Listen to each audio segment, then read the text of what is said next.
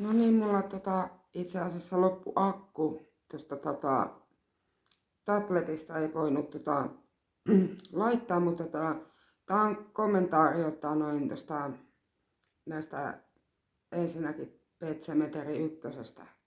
Et mun mielestä se elokuva oli tosi hyvä. Mä itse olen joskus katsonut sen ja se oli kyllä oli hyvä, mutta mielestäni toinen osa niin parempi kuitenkin.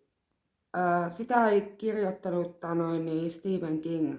King halusi pysyä kaukana siitä, koska hän ei oikein tykännyt siitä, että tuli toinen osa. Se olisi pitänyt niin keskittyä tähän Ellie Creediin, joka säilyi siinä ensimmäisessä osassa, niin säilyi hengissä. Mutta se mulla jäi vähän huono maku siitä, että mitä sille Ellie Creedille lopulta tapahtui sitten, kun se jäi sinne Chicagoon isovanhemmille, niin siitä jäi sitten vähän sellainen huono maku. Mutta ehkä parhaimpia oli siinä, mä tykkäsin siitä vanhasta miehestä, se oli semmoinen älykäs. Ja sitten tämä Viktor Paskov, siitä mä tykkäsin, siitä tuli Aave. Aave itse asiassa, Aavethan se on positiivinen aave, joka koitti neuvoa sitä, ettei saisi haudata lemmikkien eläin sinne, Micmac intiaanien hautausmaalle, koska siellä on niin sanotusti paha henki.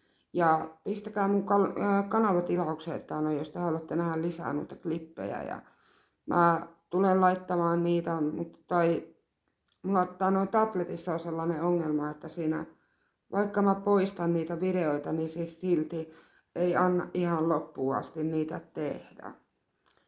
Ja mä teen aina sen, mitä minä pystyn. Ja mun täytyy varoittaa näissä kanssa, että jos sä oot heikkohermonen, niin ei kannata katsoa. Mutta mä voin tehdä sillä elokuvista sillä tavalla, että mä poimin niistä klippejä ja sitten näytän niitä klippejä sitten. Parhaita paloja niitä pistän itselle ja laitan näytille. Vaikka tonne YouTubeen tai jotain jonnekin. Mutta kiitoksia kun olette kattonut ja pistäkää kanavaa tilaukseen, jos tykkäätte todella. Ja onhan niitä ulkomaisiakin ihmisiä laittanut niitä klippejä kanssa ja sitten Killing Count, eli näitä kuolemien laskureita, että kuinka monta kuolleita on eri elokuvissa. Ja mä laitoin näin edesmenneen ton Halloweenin kunniaksi, pistin näitä, vaikka Halloween on mennyt nyt muutama päivä sitten jo ohi. Mutta niille, jotka on kauhuystäviä ja näille, niin mä teen lisää näitä klippejä. Ja tää toinen Pet Sematary, toinen osa, niin niistä on parhaat klipit on tulossa ja mun täytyy etukäteen niistä sanoa, että aika on siinä vähän sananen, koska mä kaivelen näitä parhaita paloja siinä, niin laitan esille. Mutta valitettavasti kesken kaiken nyt tällä hetkellä mulla loppu tuo virta tosta tabletista, niin mä en pystynyt jakaa enempää. Mutta näitä todella tulee ja toivottavasti tykkäätte. Ja sitten ehkä joitakin sitten ja voi laittaa toiveita eri elokuvista sitten näistä klipeistä sitten kans, että mitä haluaa nähdä, että Hellraiser tai sitten joku muu.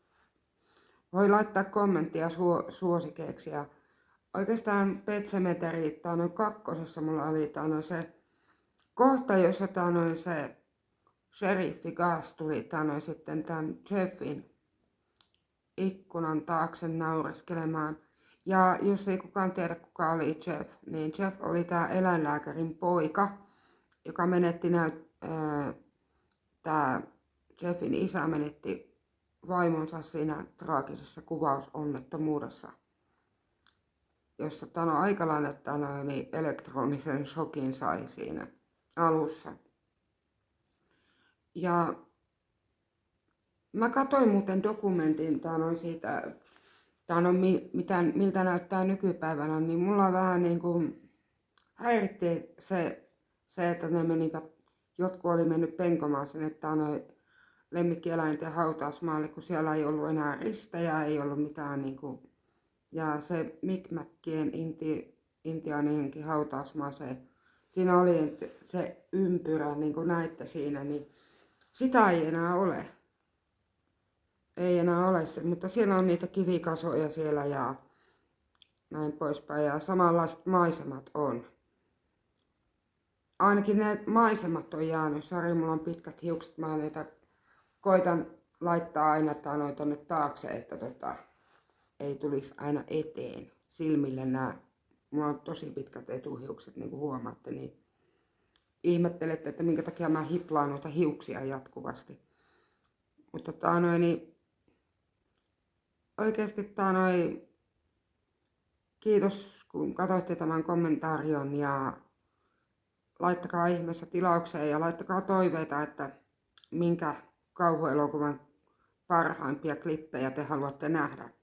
Niin minä voin laittaa niitä ja laittaa niitä esille ja voin tehdä jonnekin tonne sitten tämmöistä niin sanottua niin kuin kuvia voin laittaa elokuvista ja voin näyttää kuvia.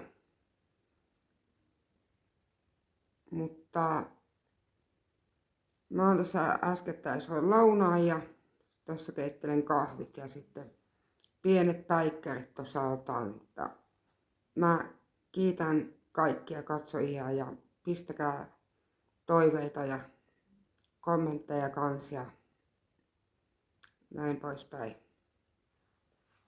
Moro.